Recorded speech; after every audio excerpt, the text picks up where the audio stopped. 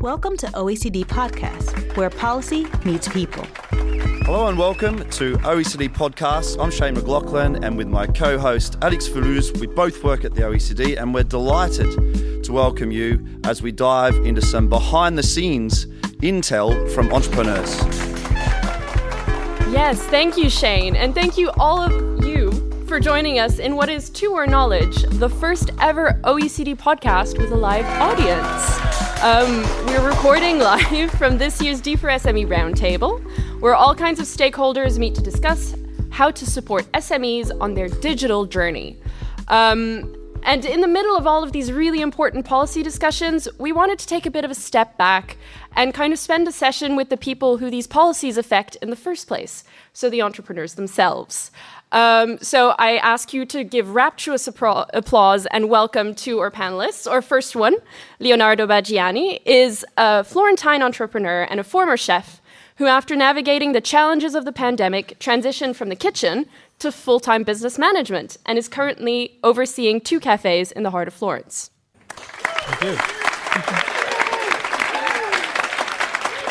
Thanks, Alix, and thanks, Leonardo. Our second panelist, and excuse my pronunciation and really lousy Southern Hemisphere accent here, is Regitze Vestergaard Jacobsen, and she is sales and marketing manager at 2 small hotels in Denmark, where she works with digitalization and AI to enhance customer experience and business performance.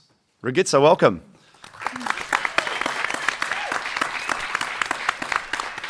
And our third and final panelist is Robyn Baker, who, through her business, Unicorn Copy and Strategy, provides companies with the written and photo content they need to successfully launch on e-commerce platforms. Welcome, Robyn.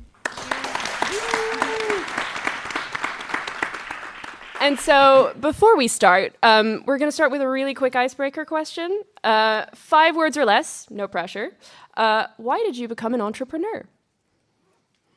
Yeah, but to save time and support human service.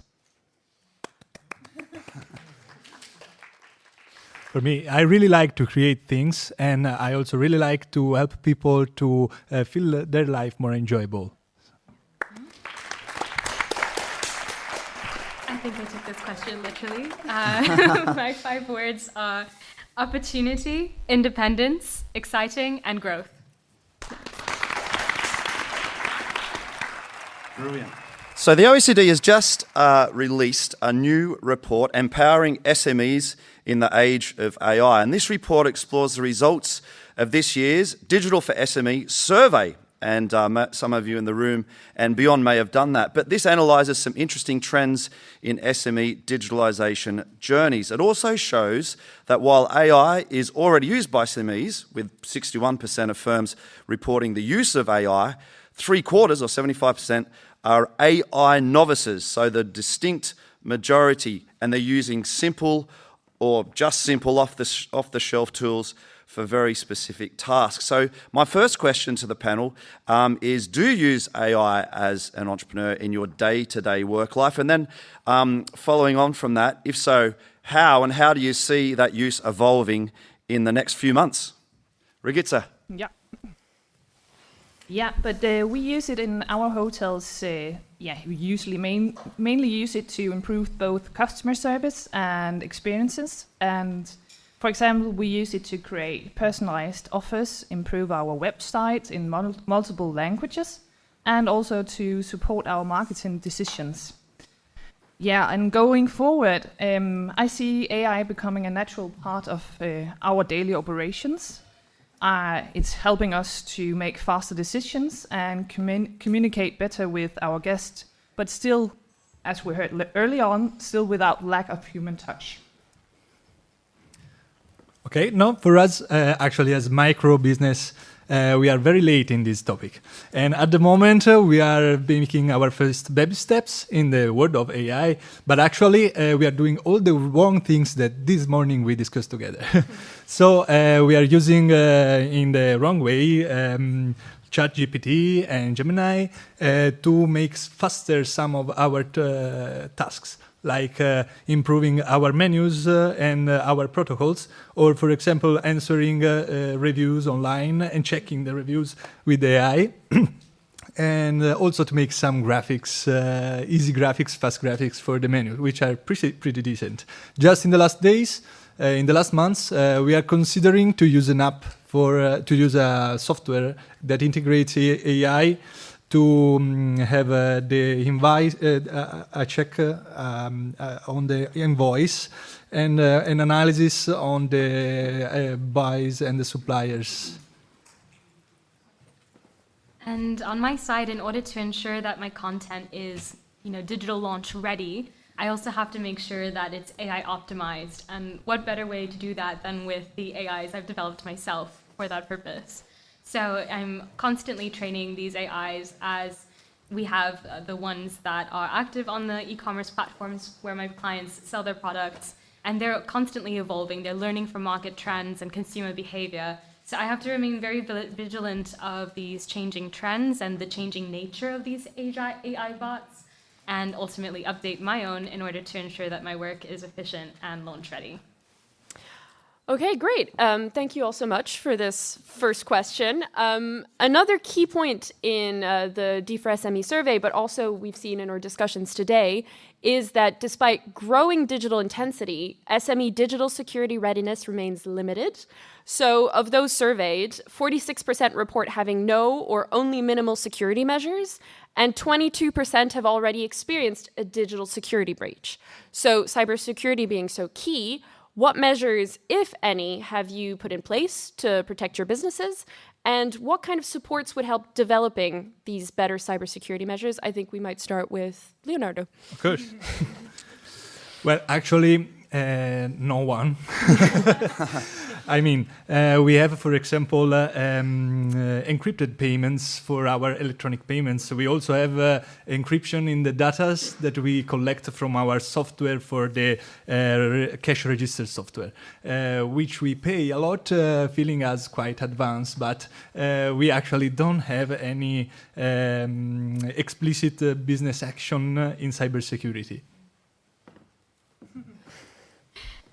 Yes, it's incredibly important. For myself, I work directly with the vendor accounts of my clients, and so that's highly sensitive information like account passwords, and I need to be incredibly careful that I don't just log on to any Wi-Fi. I have to make sure that it is a secure Wi-Fi address, and I also take a few other measures such as biometric password information to be able to access that account info, just to make sure that it's really only authorized viewers who are able to access it.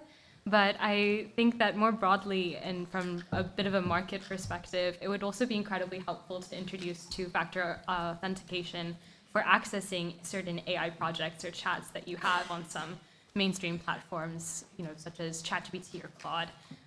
Just because, again, as we talked in the session, some sensitive information can come up in those AI conversations, and it would be great to encrypt that further and protect that information. Yeah, perfect. But like a smaller business, cybersecurity can feel like really complex. We trust on the system that we are feeded with from the government or from some of the panels or experts. And I think what really could help for SMEs is simpler guidance and access to trusted solutions, and also some practical how to go on and through with it. As a hotel, we got, I think 5 years ago, 600 hotels in Europe were hacked, and we were without the system for 3 weeks, and that's, for minor hotels, that could be crucial. Yeah, so we are relying on the government and on, persons who can tell us more. Yeah.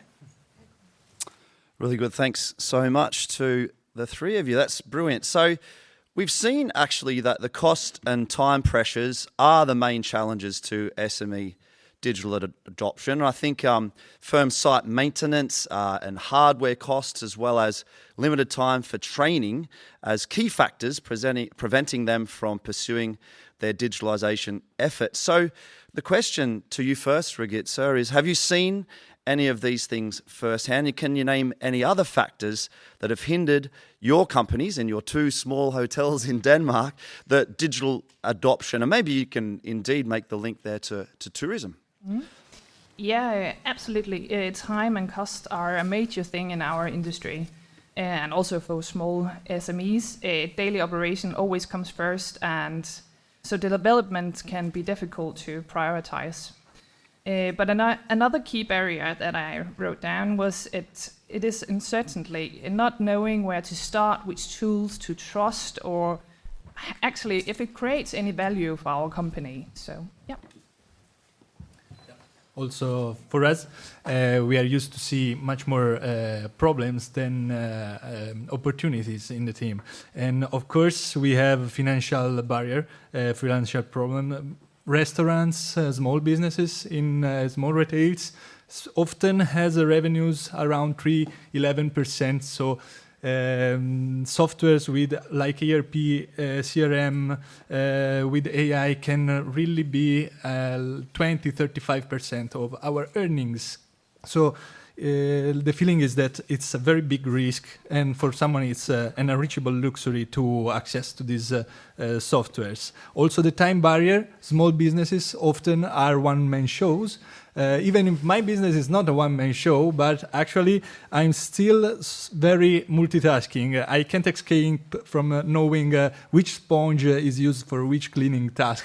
So even if my topic is the management and the financial management, I always have my focus very consumed.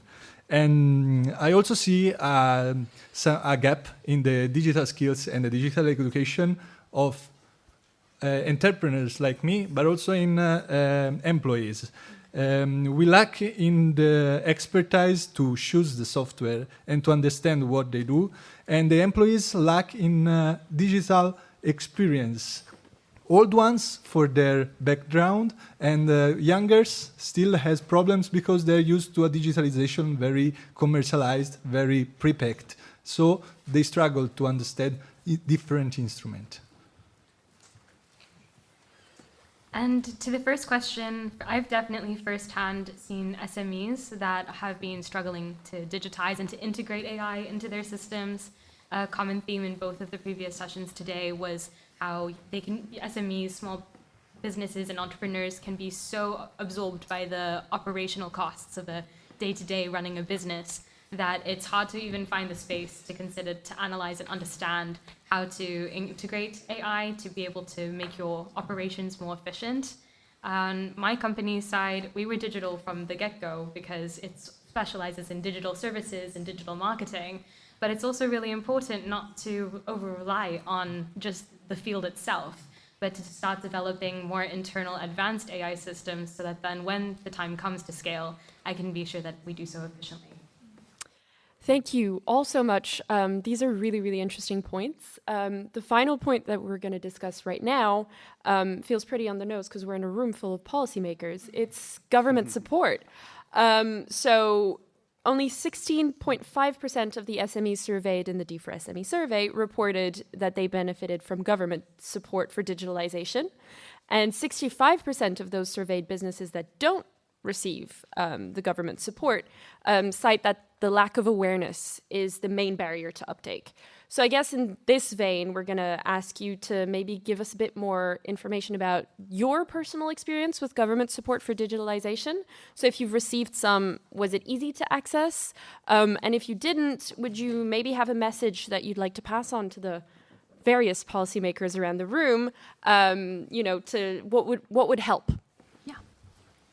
100%. So I reside in the Netherlands, and it's where my business is incorporated. And I have to say that I really appreciated how the government websites regarding creating a freelance business explained the concept to me as if I was 10 years old. It was very straightforward, available in English as well, which is my native language, as well as in Dutch. And it was just incredibly helpful to be able to see that actually for new businesses, there are several tax allowances and tax deductions that I can be able to use to offset the operational costs of starting a business. And that was incredibly reassuring because I think a very common concern among freelancers or entrepreneurs is the concern that you might not find enough clients in your first year of business getting off the ground to be able to keep up with the income tax reporting of more medium to high tax countries. And so having these allowances is incredibly reassuring. And for me personally, I'm able to apply for an entrepreneurship allowance, which simply requires me to demonstrate the number of hours, meet a minimum number of hours working on my business in a year. And it has nothing actually to do with the number of clients that I have or the profits that I've received to be eligible to pay income tax, but rather a demonstration of my effort and the amount of time and energy that I pour into getting my business started. So it's, 10 out of 10. Regitze, maybe? Yeah, but I have also had a very positive experience through initiatives like Moving Destination, like Eva told from Denmark, which supported by national business development efforts. It helped me to understand and apply AI in a very practical way. But again, however, many of the SMEs are not aware of these opportunities or don't have the time to engage with them. So my message will be that make support simpler, more visible, and easier to access, especially for smaller businesses. Unfortunately, I must say I'm not so positive. Sorry.